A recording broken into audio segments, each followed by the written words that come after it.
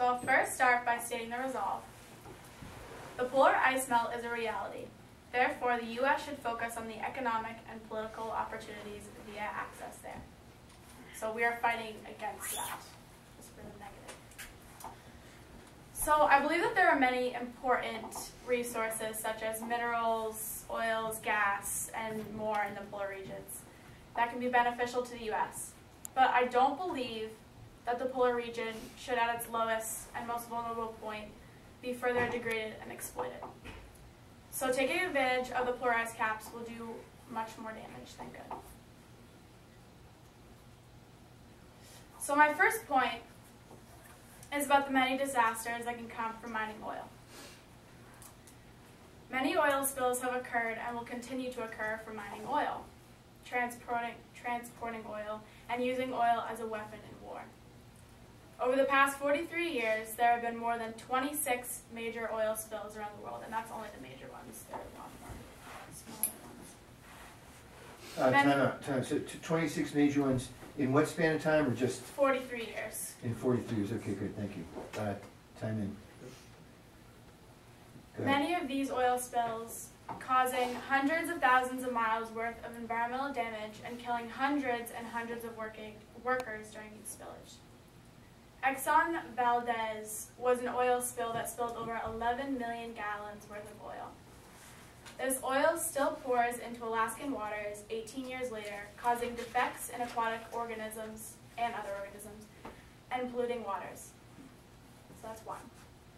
One of the worst oil spills in history was the Gulf oil spill of 2010 that spilled an estimated 206 million gallons of oil. This oil spread around 572 miles of the Gulf shoreline and killed hundreds of birds and marine life and disrupting the lives of thousands more. Wait, time out. So that was 206 million gallons, and what was the shoreline hit? How far? 572.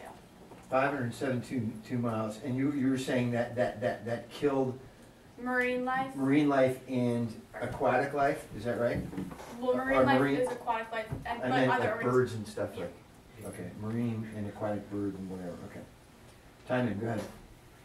And experts say that this could devastate, or it definitely will devastate the Gulf Coast for many years to come. It happened in 2010, so they don't really know the lasting effects of that. Okay. My second point is the competition and war that can arise from oil. Maddie said herself yesterday that there was already competition rising between many countries for the oil present in the polar regions. This competition leads to devastating effects. It costs us money, it destroys innocent lives, and further degrades our environment. If no one could touch the oil and the other resources in the polar regions, then there would be less fighting, less competition, and less war. The Persian Gulf War started because Kuwaiti loaned Iraq money, and Iraq was unable to pay them back. Iraq then invaded Kuwaiti and took control of their oil fields to gain money and power. And as of now, one of the main reasons why the U.S. is involved in the war in Iraq is to protect our interest in oil. Again, if we took out the interest of gaining oil, then there would be less competition and less damage. My third point is that God would have wanted us to preserve and take care of the land He gave us. All right, let me just interrupt you before you get to the third point. Yeah. If we took out the interest in oil, just your final sentence on paragraph 2, if we took out the competition. Took out the competition for oil. What was your conclusion of that sentence? If we took out the competition for oil, there would be less competition. The interest in gaining oil. Yeah, got it. Okay. There would be less competition and less damage. Yeah. Nice.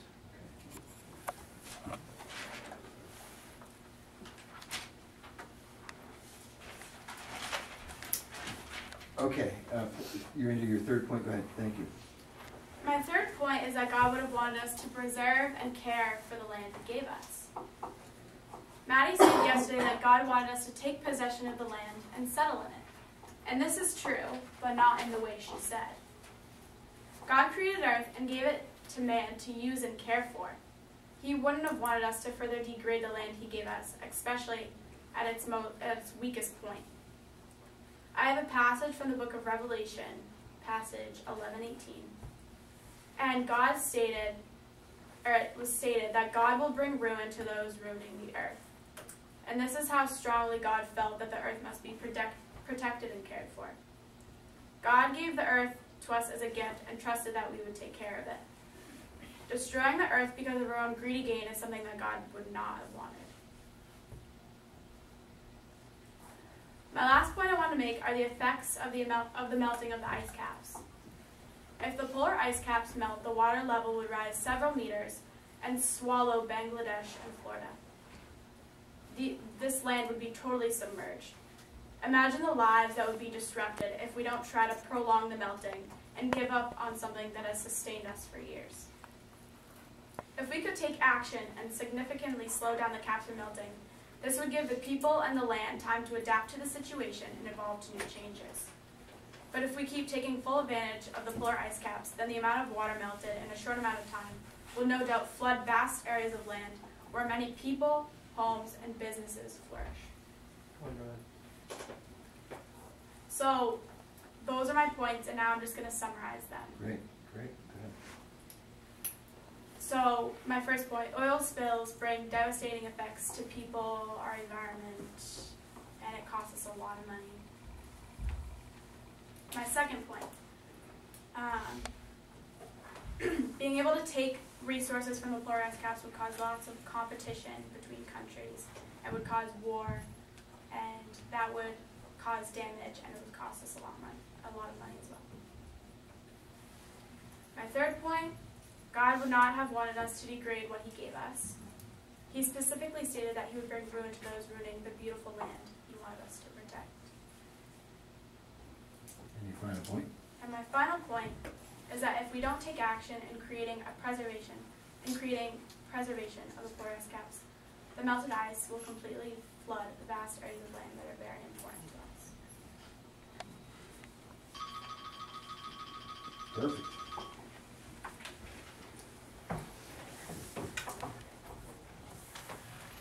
Nice. All right, you guys are out.